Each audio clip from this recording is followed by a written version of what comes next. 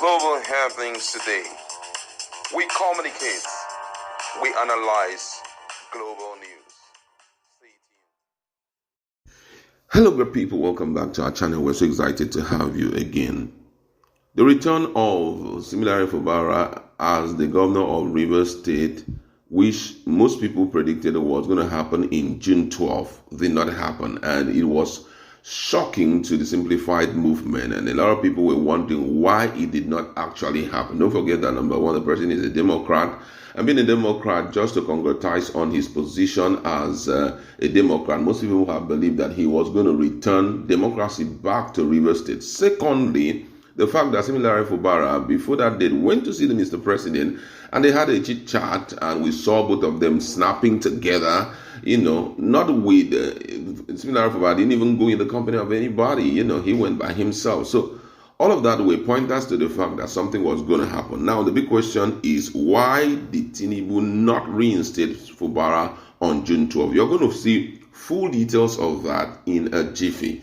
Now, according to the news, what was expected to be a day of jubilation across real estate turned out to be a major letdown for the supporters of suspended Governor Reinstate Fubara, the governor of Rivers State. It was reported that June 12, Nigerian Democracy Day, came and went without the anticipated announcement reinstating the suspended governor, his deputy, and the House of Assembly.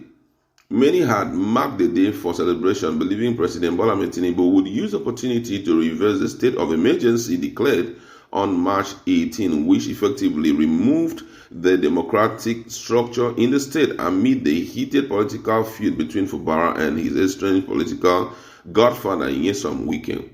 Despite mounting pressure from prominent Nigerians and strong indications from two high-level meetings, one in London and another in Lagos, that a recall was on the card, the president remained silent.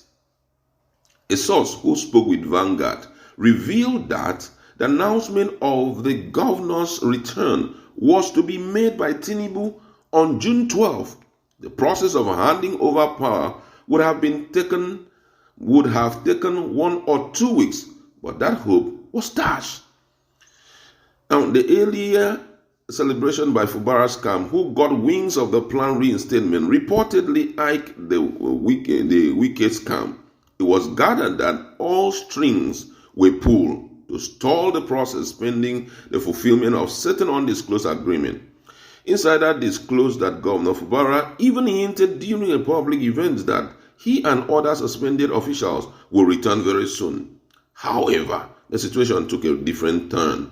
Rivers APC factional chairman Tony Okocha, in a recent press address, stated emphatically that even if Fubara defects to APC, he would not escape impeachment. Okocha, in his word, and I quote, say, if Fubara decides to join APC, it has nothing to do with the state of emergency in Rivers State. His sins cannot be forgiven because he came to our party. He has not spoken to me. He will enter the party through the door, not the window. Not only him.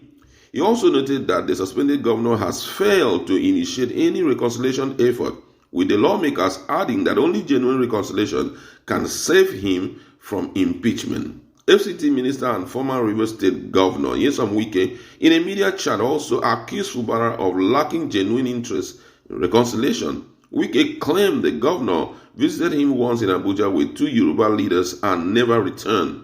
According to him, he says, he has the yam, he has the knife. If you want genuine peace, we will know, Wike stated during a recent media chat. Amid the political tension, photos of Governor Fubara and President Tinubu surfaced on social media during the latest Salah celebration or holiday celebration in Bodilon, Lagos, further fueling speculation. But no official pronouncement followed the symbolic appearance. Meanwhile, Vice Admiral Ibaweti Bass, sole administrator of Rivers State, reportedly received firm instruction to conduct local government election before his tenure ends in September.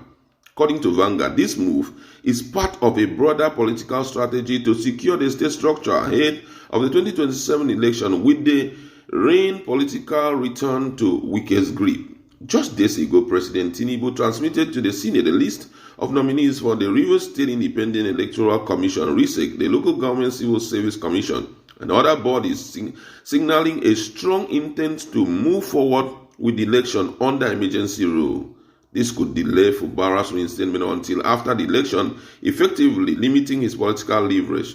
Wike, who has publicly pledged to lead Tinubu's 2027 campaign, is believed to be playing the long game. A party insider revealed that Wike's plan was to clinch the PDP ticket and step down for Tinubu, keeping the presidency in the south. However, with Oyo State Governor Seyi Makinde, once Wike's ally, also eyeing the PDP ticket, the battle line within the party are being drawn.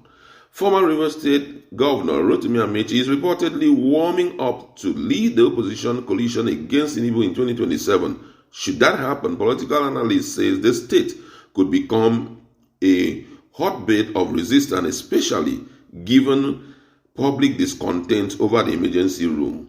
The people may choose to vent their anger in 2027 by voting against the president, a source disclosed.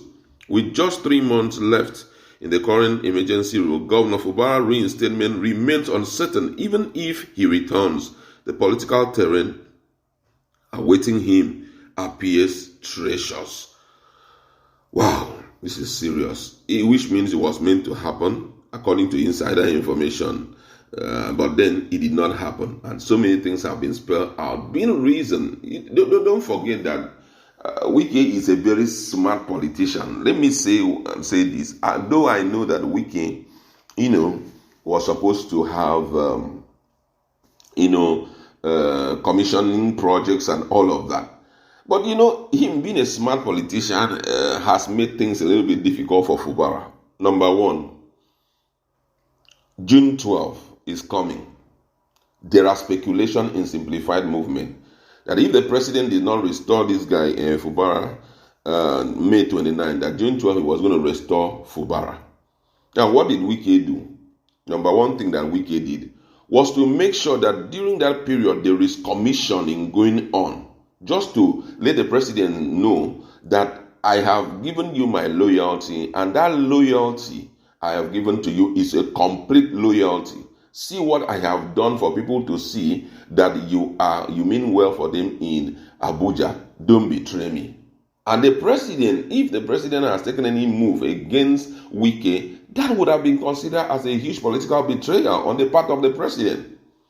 Now, secondly, if you notice that particular thing that took place, talking about the statement made by Tony Okocha, his press conference, did not take place in Rivers State. He took it to Abuja to do the press conference. I made Similare Fubara to understand, based on some of the things that have come out from Similare Fubara's scam, that he may possibly defect to APC. If you defect to APC, we will not still forgive you, except you do the right thing. So now, the president, looking at the situation on ground and seeing the level of loyalty given to him by Wike, will not want to betray Wike. What will he do now? The next move that the president did was on that June 12, instead of announcing the reinstatement of Fubara, announced RISEC and other commissions. Now, RISEC Day, possibly the president have been fully informed that for us to concretize your position as the president, concretize your success in 2027 in Rivers State, the first thing is to make sure that we secure the structure for you. And securing the structure for you will start at the grassroots. I know which people are in the grassroots. It is the main people that will carry out the vote in all the local government. Grassroots is actually local government. So what did they do? What did the president let us, before you reinstate this so-called guy called Fubara, he doesn't have any grip and he's a betraying guy. You cannot even trust him. Let us make sure that your structures are fully in place before we bring you in. So already it's glaring that Fubara's return may not be possible as expected, except possibly something happen in future. Now look at what Wike is trying to do even in PDP, just to make sure that he gets back everything and at the end of the day step down for President Bola Ahmed Tinubu, just as Vanguard has clearly pointed it out. What he did was to make sure he now reconvened a stakeholders meeting and said, still concretized on the point that the whole thing called Presidency 2020-27 must be zoned to the south. thank God that there are some other key people who have raised their head and said, we won't give it to him, because just as he had already pointed out, he's going to do everything to make sure that Bola Tinubu come on board. So even if you give the ticket to him, he will collect the ticket and he will become the candidate of the party.